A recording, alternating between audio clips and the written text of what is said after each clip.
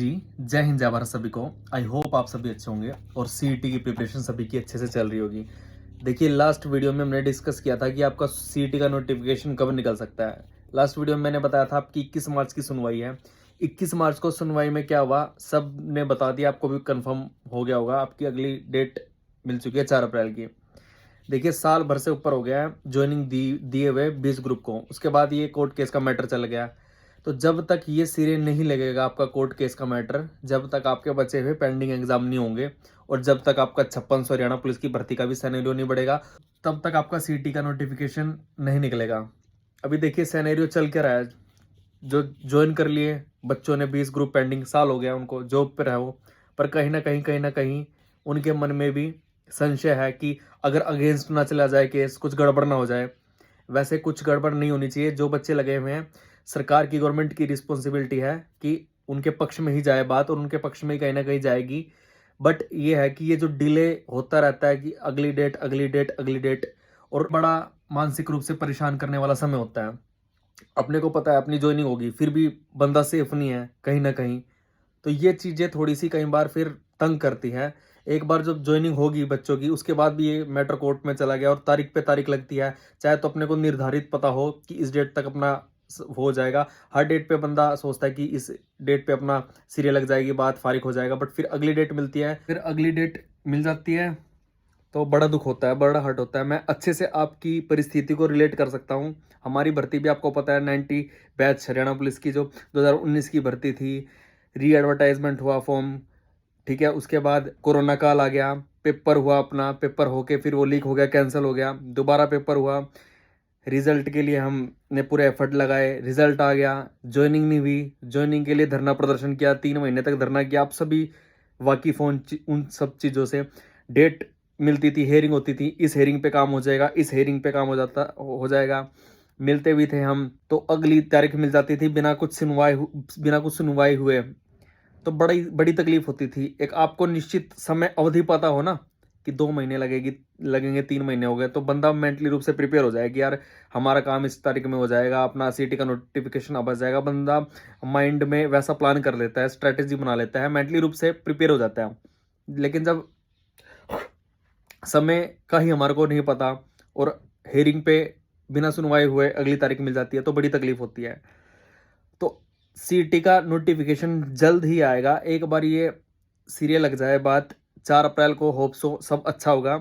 उसके बाद आपके जो पेंडिंग ग्रुप के एग्जाम्स हैं वो चल पड़ेंगे, उनके एग्जाम हो जाएंगे। 5600 हरियाणा पुलिस की भर्ती का भी सिनेरियो उस दिन से चल जाएगा जब ये केस फारिग हो जाएगा। आपके बच्चे हुए एग्जाम इस केस के सॉर्ट आउट होने के बाद होंगे। उसके बाद फर्दर आपका सीटी का नोटिफिकेशन आएगा। तो ये तो रही बात, आपकी नेक्स्ट डेट मिली थी, आप सभी को पता है। आप सभी ने और यूट्यूबर्स ने भी वीडियो बना दी है। मैंने सिर्फ इसी वीडियो में मैं आपको ये बता रहा हूँ कि आपको अपना मोरल डाउन नहीं करना है, सेल्फ डाउट नहीं करना, फ्रस्ट्रेटेड नहीं होना है, ठीक है। समय थोड़ा सा अगेंस्ट है, अभी फिलहाल डार्क फेस है। ये समय अच्छा होगा, रात के बाद दिन, दिन के बाद रात, वो सब स्पिरिचुअल बात है, आपको भी पता है, ठीक है। मोटिवेशन लेना है तो no one can motivate until you motivate your self.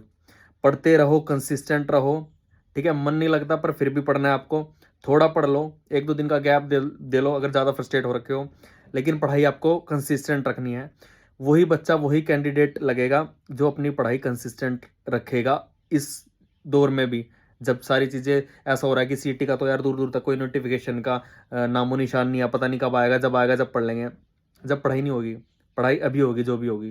तो आपके पास गोल्डन पीरियड है, अच्छे से अपना सिलेबस 2-3 बार कंप्लीट कीजिए, ठीक है। मॉक टेस्ट लगाइए, सोर्सेज आपको सब पता है, ठीक है। मैंने भी वीडियो बना रखी है कहाँ से क्या चीज़ करनी है, बाकी आपको सब सोर्सेज पता है। सारे सब्जेक्ट तैयार कीजिए, रफ एंड टफ। जो सब्जेक्ट आपका वीक है उस पर काम कीजिए, आपके पास अभी सफिशिएंट टाइम है। तो ये तो बात रही आपकी सीटी के नोटिफिकेशन की। आपका सीटी का नोटिफिकेशन जब तक नहीं आएगा, जब तक ये 20 ग्रुप का पेंडिंग केस रिजोल्व नहीं हो जाता और बचे हुए पेंडिंग एग्जाम नहीं हो जाते। हरियाणा पुलिस की भर्ती पुराने सीटी के आधार पर होगी, नए सीटी के आधार पर नहीं होगी। भविष्य में कुछ चीज़ें और हो जाए वो पता नहीं, फिलहाल का सिनेरियो तो ये है। अब बात करते हैं ग्रुप डी की वेटिंग के रिगार्डिंग। बड़े कैंडिडेट पूछते हैं कि भाई ग्रुप डी की वेटिंग का कुछ कंफर्म कर दो, पता कर दो। तो भाई ग्रुप डी का ये है कि अलग अलग विभाग से, अलग अलग डिपार्टमेंट से डाटा मांगा था कि कितनी सीट वैकेंट है आपके पास। तो विभाग, डिपार्टमेंट ने अभी तक वो डाटा नहीं दिया था। अब वो डाटा सारे डिपार्टमेंट वालों ने दे दिया है, इकट्ठा हो गया वो डाटा। आपकी जो करीब 8 से 10,000 वैकेंट सीट है, 8 से 10,000 वेटिंग नहीं लगाएंगे। कितनी लगाएंगे वो जब लगाएंगे जब पता लग जाएगा। 3-4 हज़ार की वेटिंग लगा सकते हैं, 8-10 हज़ार की भी लगा सकते हैं, कोई वो नहीं है। बट मेरा जहाँ तक ये परसेप्शन है 8-10 हज़ार सीट वैकेंट है, लेकिन ये 3-4 हज़ार की लगाएंगे। 2-3 बार करके लगा सकते हैं, जैसे भी करेंगे। उस पर आपका काम जल्द ही चालू होने वाला है। जल्दी का मतलब ये नहीं कल परसों तरसों लग जाएगी, उस काम में भी टेक्निकल काम है, महीना लगा देंगे। बट आपकी वेटिंग डेफिनेटली लगेगी। और हरियाणा पुलिस के कैंडिडेट भी पूछते हैं, मैंने ऑलरेडी 2-3 बार बताई हुई है बातें। Group D sorry Haryana police की आपकी 2020 की थर्ड वेटिंग भी लगेगी। और ये 2024 की जो 16 दिसंबर को कैंडिडेट अपने ट्रेनिंग सेंटर में गए, उनको अराउंड 3.5-4 महीने हो गए ट्रेनिंग सेंटर पे, उनकी भी लगेगी वेटिंग। कब लगेगी वो तो एफर्ट्स लगा रहे हैं थर्ड वेटिंग के लिए। 2024 की फ्रेश कैंडिडेट है, उनकी वेटिंग। मैंने बताया था कि एक बार ये 3 महीने का सिनेरियो है, 16 दिसंबर के बाद 3 महीने तक सारा डाटा उनके पास आ जाएगा, कितनी सीट वैकेंट है कितनी नहीं। फिर डीजीपी की तरफ से अगर लेटर जाएगा कि हाँ भाई एसएससी के पास सारा डाटा आ जाएगा, तो डीजीपी अगर ऑर्डर देगा तो एसएससी लिस्ट जारी कर देगा। अब वो ऑफिशियल कुछ नहीं है कब लगेगी वेटिंग। अप्रैल लास्ट तक आपकी वेटिंग लग सकती है। और थर्ड वेटिंग भी आपकी 2020 वाली भी लगेगी, अगर आप एफर्ट लगा रहे हो और लगाओगे तो यही 3-4 पॉइंट्स थे। आखिर में आपको मैं यही मैसेज दूंगा कि भाई कंटिन्यूसली पढ़ते रहो, हालात चाहे जैसे भी हो, अपनी पढ़ाई को जारी रखो। ठीक है, आपने कंसिस्टेंट रखनी है, थोड़ा पढ़ लो। पहले अगर आप 8 घंटे पढ़ते थे, 7 घंटे पढ़ते थे, अब 3.5-4 घंटे पढ़ लो, लेकिन पढ़ाई जारी रखो। अगर ज़्यादा दिमाग खराब हो रहा है, ज़्यादा मूड अपसेट हो रहा है, 1-2 दिन का ब्रेक ले लो। ठीक है, कहीं घूमाओ इधर उधर, मूड अपना शांत कर लो। 10-15 दिन में एक फेस आपका दोबारा ऐसा आएगा जरूर, जब आप डीमोटिवेट होगे, टूटोगे अंदर से, रोगे भी अकेले में, किसी के सामने नहीं रोगे। आपको लगेगा यार बेकार है ज़िंदगी, सब अंधकार ही अंधकार नजर आएगा आपको कि कुछ नहीं है। करियर को लेकर आप बड़ी टेंशन लोगे, भड़क लोगे। बट चीज़ें एक समय बाद अच्छी होती है, सारी चीज़ें होती हैं। ये 25,000 रिजल्ट आया था जिस दिन सीएम साहब ने शपथ ली थी। ये भर्ती पाइपलाइन में कब से थी आप सभी को पता है। 3-4 साल से ये भर्तियाँ पाइपलाइन में थी, और 3-4 साल प्रोसेस चलता रहा, सिनेरियो चलता रहा। और जिस दिन 25,000 ज्वाइनिंग हुई, देखिए आप, हमारे ही डिपार्टमेंट से करीब 550-600 लड़के रिज़ाइन दे के चले गए हैं।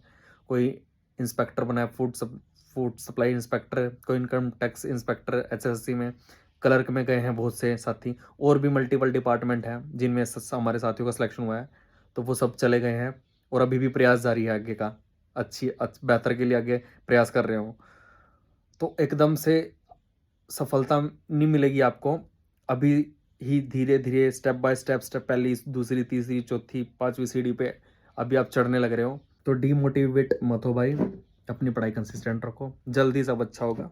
ठीक है, कोई और क्वेरी हो तो कमेंट बॉक्स में कमेंट कर देना, मैं रिप्लाई कर दूंगा। जय हिंद, जय भारत सभी को।